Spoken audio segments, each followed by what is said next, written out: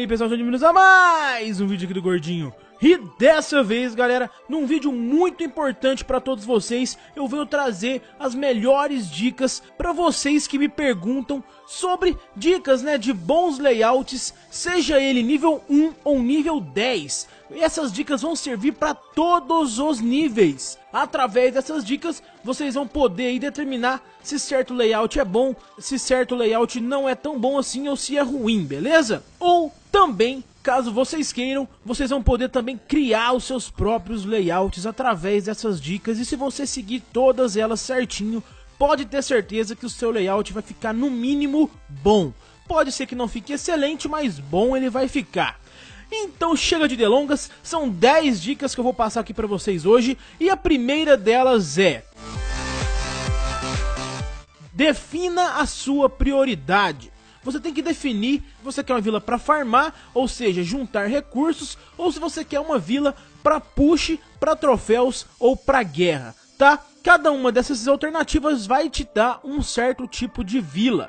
Por exemplo, eu vou mandar aqui na tela alguns exemplos para vocês entenderem. Um layout para farm, por exemplo, você vai deixar o seu centro de vila exposto para você ser atacado no centro de vila e ganhar escudo grátis, né, para proteger mais os seus recursos.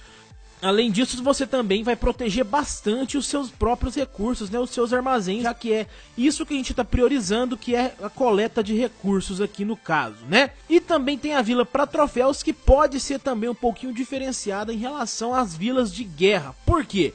Porque não necessariamente quando você está em push de troféus, você vai deixar seus recursos expostos. Diferente de um layout de guerra, que o layout de guerra você deixa seus recursos completamente expostos, já que você não vai ser roubado. Enquanto no layout de push de troféus, que você usa normalmente para alcançar a máxima quantidade de troféus, você também protege um pouco, não muito como no de farm, mas você também protege um pouco os seus recursos, né?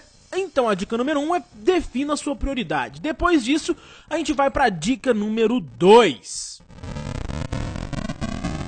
Nunca coloque duas construções iguais uma ao lado da outra. Isso é básico. Por exemplo, com 2 morteiros um ao lado do outro, com apenas 2 feitiços de relâmpago ou de raio, né, enfim, o adversário vai poder destruir os seus 2 morteiros, 2 das suas principais defesas de uma só vez, galera. Isso vale também para as torres do mago, isso vale também para as defesas aéreas. A única diferença da defesa aérea é que vão ser necessários 3 relâmpagos ao invés de 2.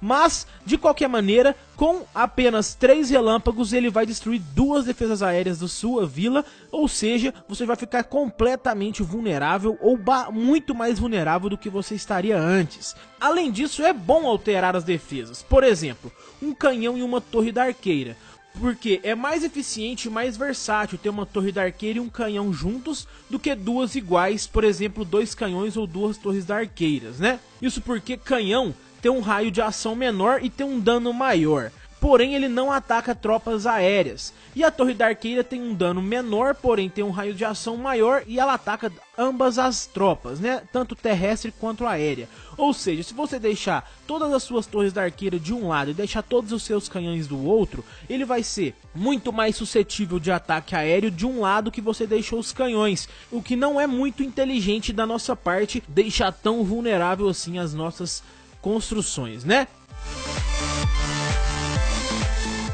A terceira dica que a gente tem que seguir é layouts maximizados. Caso você não tenha entendido o que eu quis dizer, eu não estou falando do nível das defesas, tá pessoal? E sim do layout em si. Para ele não ter espaço sobrando, não ter muros sobrando. Você tem que buscar um layout ou construir um layout onde todos os muros vão ser aproveitados da melhor forma possível. Onde todo o raio de ação das defesas vão ser os mais bem pensados, os mais bem planejados de acordo com o muro e de acordo com o layout em si. Ele tem que haver uma harmonia entre as defesas. E caso sobre muros, pessoal, ou espaços desnecessários, isso é um sinal de que há algo errado com esse layout ou que ele talvez não seja muito bom. Então procure fazer ou copiar layouts que sejam maximizados, layouts que tenham harmonia entre muros e defesas, beleza? A dica número 4, uma dica muito básica, muito antiga, mas que eu ainda vejo vilas por aí que ainda usam, principalmente vilas iniciais.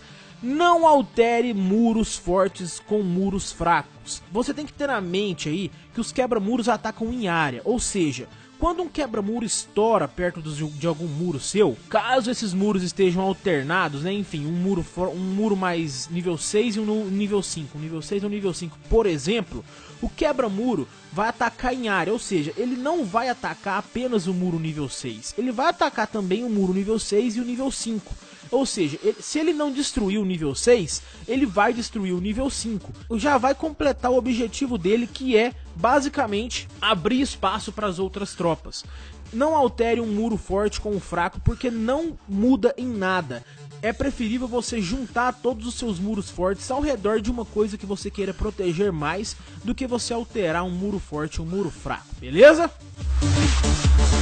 Dica número 5, não coloque duas fileiras de muros juntas.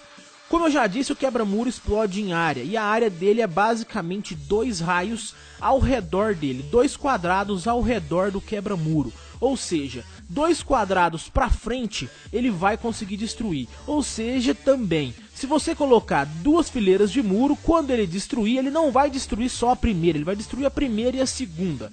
E caso você queira proteger alguma coisa muito fielmente, você pode fazer o seguinte: coloca uma fileira de muro, dá o espaço de um quadradinho e coloca outra. Dessa maneira você não vai perder as 2 fileiras de muro com apenas um quebra-muro, beleza? Então é isso, vamos para a 6ª dica. Castelo do clã centralizado. Sempre tente fazer com que o castelo do clã fique o mais centralizado possível na sua vila. Seja seu layout de farm, seja seu layout de guerra, enfim. Dessa forma é mais difícil para o seu oponente retirar as tropas que estão no seu castelo.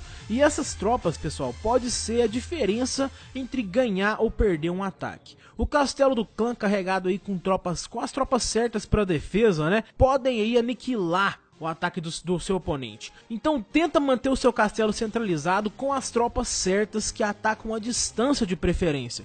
Por exemplo, aí os magos, as arqueiras ou mesmo as bruxas também são excelentes na defesa, para que eles fiquem aí atrás dos seus muros matando as tropas inimigas. É o melhor que você poderia fazer. Entendendo isso, a gente vai para a dica número 7, que é rei e rainha também centralizados. O mesmo vale aí agora para o novo rei e para a nova rainha, já que agora eles não saem da sua vila. Antigamente não tinha tanta importância assim, era mais importante isso nos níveis mais superiores, principalmente nas Champions.